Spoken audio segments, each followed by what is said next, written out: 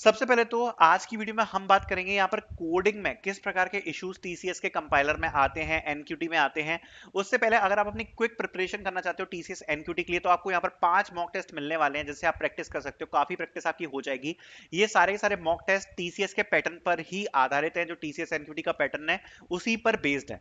Link will be in the description. Hi everyone, so इस video में हम यहाँ पर बात करने वाले हैं टीसीएस एनक्यूटी में मोस्ट कॉमन कोडिंग प्रॉब्लम्स के बारे में। एंड क्या प्रॉब्लम्स आती हैं, कंपाइलर से रिलेटेड क्या इश्यूज आते हैं, वो सब हम इस वीडियो में यहाँ पर डिस्कस करने वाले हैं। सो स्टार्ट करते हैं। एंड ये एक काफ़ी ज़्यादा इंपॉर्टेंट वीडियो रहेगी बिकॉज इस वीडियो में एक्चुअली मैं वो चीज़ें बताऊंगा जो मोस्ट ऑफ द स्टूडेंट्स को नहीं पता रहती है। उस वजह से यहाँ पर प्रॉब्लम्स आ जाती हैं टीसीएस के एग्जाम में। That's why this video is very important. Also make sure to like the video. सबसे पहले हम बात करते हैं कंपाइलेशन के बारे में। अब ये एक ऐसा इशू है जो ज्यादातर बच्चों को नहीं पता रहता और इस चक्कर में बहुत सारे बच्चे यहाँ पर गलती कर देते हैं। अब कंपाइलेशन का क्या मतलब है? एक्चुअली में जो टीसीएस का कंपाइलर रहता है उसमें जब आप कोड करना स्टार्ट करोगे, तो कोड करना जब आप स्टार्ट करोगे तो काफी बच्चे क्या करते हैं कि कोड में जैसे उनको कुछ डाउट रहता है। सपोज उनने कुछ एक लाइन लिखी एंड फिर उसके बाद उन्होंने कोई सेकंड लाइन लिखी कोड की। अब उनको कुछ डाउट हुआ कि ये सिंटेक्स सही है क्या, मैंने जो लाइन लिखी है इसमें कोई सिंटेक्स एरर तो नहीं है। तो वो क्या करते हैं कि कंपाइल बटन पे क्लिक कर देते हैं। अब जब कंपाइल बटन पे क्लिक कर देते हैं तो टीसीएस के कंपाइलर की सबसे बड़ी प्रॉब्लम ये है कि टीसीएस का कंपाइलर एक कोड को कंपाइल करने में 5 मिनट्स तक का टाइम ले लेता है, जो कि आपके पूरे के पूरे टाइम को वेस्ट कर देता है। आपका कोड जो है वो कंपाइल ही होता रहेगा और एग्जीक्यूट नहीं होगा कोड, ठीक है। एंड इस इशू के कारण बहुत सारे बच्चों का जो टाइम होता है वो निकल जाता है। तो इस इशू से बचने के लिए आपको क्या करना है वो मैं आपको बताता हूँ। तो इस इशू से बचने के लिए आपको क्या करना है, सबसे पहले आप अपनी प्रेफर्ड लैंग्वेज चूज करोगे। प्रेफर्ड लैंग्वेज चूज करने के बाद आप पूरे के पूरे कोडिंग का जो भी आपकी प्रॉब्लम दी है उसको सबसे पहले आप ड्राई रन करके सॉल्व करोगे। ड्राई रन करके मतलब आप अपने माइंड में सॉल्व कर लो या फिर आप थोड़े से नोट्स के रूप में आप कमेंट्स डाल के सॉल्व कर लो प्रॉब्लम को कि आपकी अप्रोच सही है या नहीं है। जब आपको एक बार में पूरा का पूरा श्योर हो जाए कि हाँ आपकी अप्रोच सही है, उसके बाद आप कोड लिखना स्टार्ट करो। एंड जब आप कोड लिखोगे तो कोड लिखने के टाइम पे आपको बीच में कहीं भी कंपाइल बटन पर क्लिक नहीं करना है। बिकॉज आप ये मान के चलो कि मैं ऐसा मानता हूं कि आपको 4 एरर्स आ रहे हैं कोड में, ठीक है। कुछ सिंटेक्स एरर हैं या कुछ और बाकी के एरर्स हैं, इस टाइप के कुछ एरर्स यहाँ पर आपको देखने को मिल रहा है। होगा क्या, जब आप पूरा का पूरा कोड लिख दोगे और आप कंपाइल करोगे तो ये लगभग आपका 4-5 मिनट का टाइम ले लेगा। अब 4-5 मिनट का इसने टाइम ले लिया कंपाइल करने में, तो आपको एक बार में यहाँ पर सारे के सारे एरर पता पड़ जाएंगे कि कहाँ कहाँ आपने मिस्टेक करी है। ये जो चारों एरर है उनको आप स्पॉट कर लोगे कि क्या मिस्टेक आप पर हुई है, एंड उसके थ्रू आप यहाँ पर एक बार में ही वो सही कर लोगे। एंड सही करके आप दोबारा से एग्जीक्यूट करोगे। दोबारा से 4-5 मिनट का टाइम लगेगा और आपका कोड रन हो जाएगा। अगर आप बीच बीच में बार बार कंपाइल कर रहे हो तो दिक्कत क्या आएगी, आप बार बार जितनी बार कंपाइल करोगे तो बार बार ये टाइम लेगा कंपाइल करने में और आपका टाइम वेस्ट होगा। इसलिए जब आपको पूरा कोड आप अच्छे से लिख लो उसके बाद ही आपको कंपाइलेशन करना है। दूसरी बात करते हैं कोड चेक के बारे में। अब कोड चेक क्या होता है कि जब आप एक बार पूरा का पूरा कोड लिख लोगे तो एक बार पूरा का पूरा कोड लिखकर काफी बार क्या होता है कि छोटी छोटी मिस्टेक्स हो जाती हैं। तो एक बार जब आप अपना पूरा का पूरा कोड लिख लोगे तो एक बार पूरा का पूरा कोड लिखने के बाद आप पूरा कोड एक बार चेक करोगे, जिससे आप चेक करोगे कहीं पर कोई छोटी मोटी मिस्टेक्स तो नहीं हो गई हैं। उसके बाद आप कोड में एक टेस्ट केस को भी ड्राई रन करा के देख लेना, जिससे आपको पूरा का पूरा भरोसा हो जाए कि हाँ ये जो मैंने अपना कोड लिखा है वो पूरा का पूरा सही है। कई बार क्या होता है कि हम थोड़ा सा बेफिक्री से कोड लिखते हैं एंड उसके बाद हम जब कंपाइल पे क्लिक करते हैं उसके बाद हमें एरर्स छोटे छोटे पता पड़ते हैं। बट इसमें आप कोशिश करना कि आप एक बार में ही पूरा सही कोड लिखो, उसके बाद आप उसको चेक करो एंड ड्राई रन करके देख लो, जिससे आपको जो गलती का चांस है बिल्कुल कम रह जाए। क्योंकि इस करने से आपसे ये फायदा होगा कि आपका अगर एक बार में सही कंपाइलेशन हो गया तो आपको दूसरा कोड करने के लिए टाइम बचेगा। अदरवाइज अगर आपने बार बार कोई छोटी छोटी मिस्टेक्स करी और कोड को आपने चेक नहीं किया तो आपको दूसरा क्वेश्चन करने का टाइम नहीं बचेगा, क्योंकि कंपाइलर प्रॉब्लम करता रहेगा। उसके बाद अगले इशू पे आते हैं विच इज लाइब्रेरीज। अब ये एक ऐसा इशू है जो काफी ज्यादा सब्जेक्टिव है।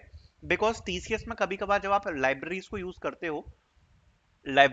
करते हो तो यहाँ पर टीसीएस की तरफ से प्रॉब्लम आ जाती है कभी कभार कंपाइलर में एंड लाइब्रेरीज ढंग से यूज नहीं हो पाती हैं। मैं आपको सजेस्ट करूंगा एक चीज, अगर कोई क्वेश्चन आपका बिना लाइब्रेरी को इंक्लूड करे, जैसे अगर आप सपोज मतलब बिना लाइब्रेरी को इंक्लूड करे तो कोई भी क्वेश्चन सॉल्व नहीं होता। बट जो आपकी एसटीएल या कलेक्शन फ्रेमवर्क की लाइब्रेरी है, अगर आपके सामने कोई ऐसा क्वेश्चन आया जिसको आप सॉल्व कर सकते हो बिना एसटीएल या कलेक्शन फ्रेमवर्क को यूज किए, मैं आपको सजेस्ट करूंगा कि आप डायरेक्टली उसको सॉल्व करो, एसटीएल और कलेक्शन फ्रेमवर्क को यूज मत करो। क्योंकि कभी कभार क्या होता है कि जब हम लाइब्रेरीज को यूज करते हैं कंपाइलर में, टीसीएस के कंपाइलर में, तो कभी कभार इश्यूज देखने को मिलते हैं। टीसीएस का कंपाइलर इस प्रकार का है कि उसमें इश्यूज देखने को मिलते हैं। दैट्स वाई लाइब्रेरीज को लेकर आपको काफी ज्यादा सजग रहना पड़ेगा। प्लस कभी कभार एरर्स ऐसे आते हैं लाइब्रेरीज के जो आपको समझ में भी नहीं आएंगे, आपको ऐसा लगेगा कि ये एरर कैसा एरर है, ये तो समझ में ही नहीं आ रहा, और इस प्रकार के एरर्स आपको देखने को मिलते हैं। दैट्स वाई लाइब्रेरीज का यूज तभी करना जब बहुत ज्यादा नीड हो। देन आगे बात करते हैं इंडेंट। ये एक ऐसा इशू है जो लास्ट ईयर बहुत सारे बच्चों को नहीं समझ में आया था, एंड इस चक्कर में बहुत सारे बच्चों का जो कोड था वो नहीं हो पाया था।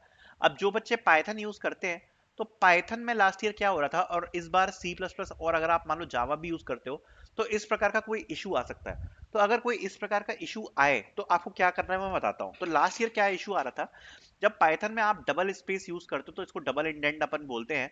तो पाइथन में टीसीएस का कंपाइलर एक इंडेंट की जगह हमेशा दो इंडेंट ले रहा था। मतलब जहां पर आपको एक इंडेंट लेना है वहां पर हमेशा दो इंडेंट चाहिए थे, तो कोड सही एग्जीक्यूट हो रहा था।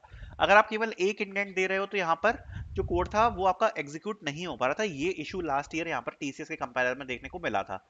अब इस साल हो सकता है पाइथन में या सी प्लस प्लस में या जावा में कुछ आपको इस प्रकार का इशू देखने को मिल जाए। अगर आपको इस प्रकार का कोई इशू देखने को मिल रहा है, लाइक आपका इंडेंशन से रिलेटेड कोई इशू है, या आपने सपोज कोई कोड लिखा, जैसे सपोज आपने फॉर का लूप लगाया। अब फॉर का आपने लूप लगाया, आपको पता है कि ये जो आपका लूप है ये बिल्कुल ही सही है, एंड यहाँ पर किसी भी प्रकार की कोई मिस्टेक नहीं है। आपको अगर ऐसा लग रहा है कि कंपाइलर की वजह से ही कुछ ना कुछ इशू हो रहा है, तो आपको सिंपली क्या करना है, मैं आपको एक चीज सजेस्ट करूंगा। आप उस चीज पर अटके मत रहो, आप उसकी दूसरी चीज यूज कर लो। दूसरी चीज यूज कर लो। फॉर एन एग्जाम्पल, आपने कोई फॉर लूप लगाया। अब फॉर लूप अगर आपने लगाया, सपोज फॉर ईच लूप लगाया, तो फॉर ईच लूप में आपने लिखा हुआ है फॉर, फिर आपने लिखा है ऑटो आई एरे, जो भी आपका एरे है, और नीचे आपने सपोज प्रिंट करवा रखा है, ठीक है। अब सपोज इसमें यहाँ पर कुछ एरर आ रहा है, तो आप इस फॉर लूप को चेंज करके I equals to zero is I is less than N, इस वाले फॉर्मेट में ले आओ। मतलब आप क्या करो, उसी चीज पर ज्यादा प्रॉब्लम मत करो, बिकॉज जैसा मैंने बताया कंपाइलर से बार बार कंपाइल करने में बहुत ज्यादा टाइम लगता है और आपका बहुत टाइम वेस्ट होगा। आप उस फॉर्मेट को चेंज कर दो जहां पर आपको ऐसा लग रहा है कि यहाँ पर कोई इशू आ रहा है। अगर आप उसको चेंज कर सकते हो तो आप उस चीज को चेंज कर दो, ठीक है। जैसे ये इंडेंट वाला इशू था, तो बहुत सारे बच्चे क्या करते रहे, इसमें कंफ्यूज होते रहे कि इंडेंट की वजह से क्या इशू आ रहा है। तो सीधे सीधे सिंपल है कि अगर आप कोई ऐसा कोड लिख रहे हो जिसमें इंडेंशन की वजह से सपोज कहीं किसी जगह पे इशू आ रहा है, तो ये इशू पिछली बार सॉल्व हो गया था जब बच्चों ने उस चीज को एक अलग से सेपरेट फंक्शन बना के कोड किया था, तो सॉल्व हो गया था। मतलब अपने हल्के से अप्रोच को चेंज कर लो। अगर आपको कोई ऐसा लग रहा है कि कोई गलती हो रही है एंड उस गलती में आपकी मिस्टेक नहीं है, मतलब कुछ ना कुछ कंपाइलर से रिलेटेड इशू है, तो थोड़ा सा अप्रोच चेंज कर लो। दूसरी बात मैं आपको एक चीज और बोलूंगा, टेस्ट केसेस। यहां पर मैं आपको एक चीज और बोलना चाहूंगा कि हमेशा दो लैंग्वेजेस पे रिलाय होकर जाना। कभी कभार टीसीएस में क्या होता है, आपके पास इनफ टाइम तो होता है, बट आपको इनपुट नहीं लेना आ रहा या आउटपुट आप सही नहीं दे पा रहे। तो अगर आपको दो लैंग्वेजेस आती हैं, फॉर एन एग्जांपल मैं आपको एक चीज जरूर सजेस्ट करूंगा कि आप पाइथन पाइथन में आप थोड़ा बहुत अगर सीख के जाओगे तो आपको बेनिफिट होगा। बिकॉज फायदा क्या रहता है कि पाइथन का कोड शॉर्ट है एंड इनपुट एंड आउटपुट में काफी ज्यादा फ्लेक्सिबल है। तो फ्लेक्सिबल चीज में ज्यादा दिक्कत नहीं आती, जैसे सी प्लस प्लस और जावा वाले बच्चों को ज्यादा दिक्कत आ जाती है। तो अगर आप पाइथन से थोड़ा सा फ्लेक्सिबल रहोगे ना, तो रहता क्या है कि आपको अगर मान लो कोड का जो लॉजिक है, लॉजिक बहुत ज्यादा अगर सिंपल है एंड अगर आपको बिल्कुल बेसिक पाइथन आती है, तो आप उसको सॉल्व कर पाओगे। मतलब लैंग्वेज के चक्कर में नहीं फंसोगे। कई बार के टीसीएस का कंपाइलर बहुत अजीब सा है, तो आपको इश्यूज आ जाते हैं। बात करते हैं टेस्ट केसेस की। तो टेस्ट केसेस यहाँ पर आपको जो देखने को मिलते हैं, जैसे सपोज उसमें कुछ एज केसेस भी होते हैं। तो काफी बच्चे क्या गलती करते हैं, हमेशा एज केसेस को मिसिंग करके चलते हैं। टीसीएस में एज केसेस की चेकिंग होती है। लाइक अगर आप किसी भी क्वेश्चन को अगर सॉल्व कर रहे हो, तो आपको ये भी सोचना है कि अगर इनपुट में एक भी एलिमेंट नहीं है, जीरो एलिमेंट है या जीरो है, तो उसको आप कैसे टैकल करोगे। या कोई पॉजिटिव इंटीजर का एरे है, तो उसमें अगर नेगेटिव आ गया तो कैसे हैंडल करोगे। तो इसको अपन बोलते हैं एज केसेस। मतलब ऐसे केसेस जो डायरेक्टली क्वेश्चन में नहीं दिए बट आपको सोचने पड़ेंगे। तो एज केसेस को हमेशा सोच के चलना, जो कि अगर आप ये सोच के चलोगे तो आपको काफी ज्यादा बेनिफिट मिलेगा। देन बात करते हैं इनपुट की। बट इनपुट से आगे बढ़ते हुए मैं आपको एक चीज और बताना चाहता हूं कि यहां पर अगर आप देखोगे तो हमारी तरफ से यहाँ पर टीसीएस एनक्यूटी के आपको मॉक टेस्ट देखने को मिलेंगे। अगर आपने परचेज नहीं करे हैं, डेफिनेटली बाय इट, बिकॉज ये आपकी बहुत जल्दी प्रिपरेशन करने में हेल्प करेंगे। यहाँ पर आपको 5 मॉक टेस्ट मिलने वाले हैं विद 400 प्लस क्वेश्चंस, सो आपकी काफी ज्यादा हेल्प हो जाएगी।